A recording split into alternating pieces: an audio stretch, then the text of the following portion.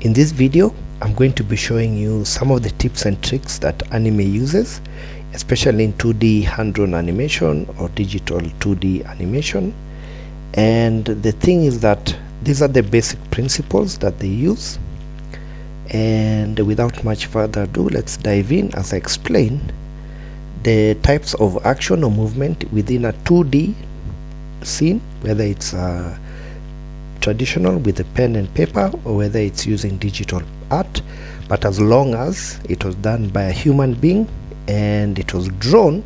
These are usually the three principles that anime follows. Now, if you guys haven't seen already, on Twitter there's this example of a scene where there's a short clip of a girl proclaiming her love to somebody. It's a very interesting shot. Now, what is interesting about it is that it's an animation done using the principles of 2D animation. So it's an AI being referenced by a 3D setup, and the 3D setup is referenced by traditional 2D animation. So if you look at the clip, this is how the clip goes. If you haven't already seen it, this is just how it looks like. It's a very short clip, about 11 seconds. And that's basically it. Now, what tips and tricks is he using to make it look like as if it's traditional 2D animation? So one, he's using the three fundamentals. Now I don't know what to call this. I'll guess of a name as I get in time, but the point is that the objects in the scene or the camera in the scene moves either left or right, up or down, or in and out. Simple. When I mean in and out, I mean in and out the scene, left or right of the scene, up and down of the scene. Now this could be the backgrounds, this could be the characters, or this could be the character. Simple. Or camera rather. So this could be referred to the camera, the character, or the background. Now, let's use this example, this video as an example to confirm my theory. So for example, here we have an angle. So this camera is going into the scene. So we're already using this rule. Rule number 3, we're going into the scene. Next image is coming, we are coming towards the camera. Initially we are going in the scene, now we are coming towards the camera, which means we are using this angle coming towards the camera. Next we have the next principle, which is number 1, which is going across either left or right, because the characters, as you can see here, are going across. As the character is going from left to right, the window is going from right to left. That's the second principle confirmed.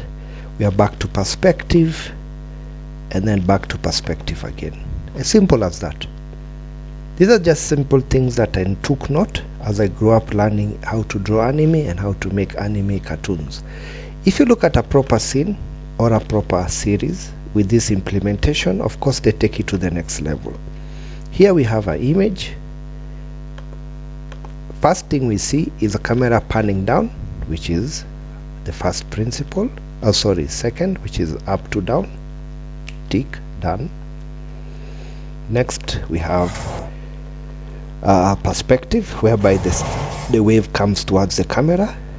So we have this number 3 principle. Tick, done.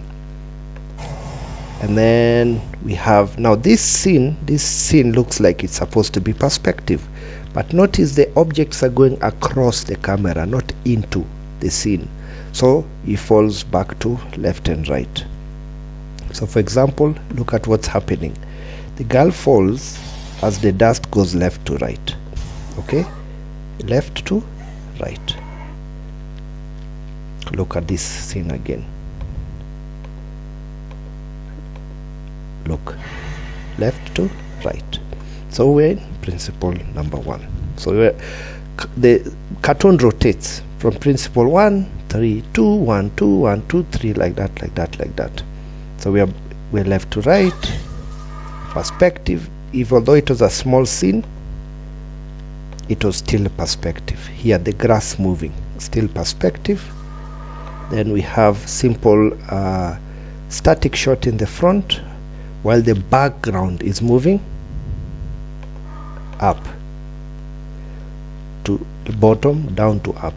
So we're in principle number 2. So you see what's happening, the scene keeps on moving in traditional anime. Then here we are close, we have perspective. After perspective we have left to right, then from that we go into perspective. So the point is it's jumping from principle to principle. Then here we have perspective, then here we have left to right, perspective, up to down. You see the scene looks complicated, but in actuality she's just, this background is static and she's landing on it, on the ground. Look, poof, that's just simple up to down, no perspective shot there, and etc. So those are the things that I've learned over time, and they help me with my work. My aim is, as I create my animation, I will use these principles and make it as beautiful as possible. The thing is that with AI breaks those principles a bit, which is not to my taste, but it's also an option. You see, like now, this is animation anime created with AI, and it's doing so many things at the same time. Like here, it's not panning to create parallax, it's orbiting, okay, which is not something that, okay, then it changes, and then it, you see the camera is twisting as the object is turning. Small subtle things. Now, do I like such things? It's also an option, but in my opinion it's not to my taste, but it's also an option which can be done in animation. So yeah, without much further ado, that will be my tutorial or steps of production for me for today. I will give my announcement of when and how I'm going to make my upcoming short, anime short. I'll catch you in the next video. Be awesome guys, take care, and bye bye.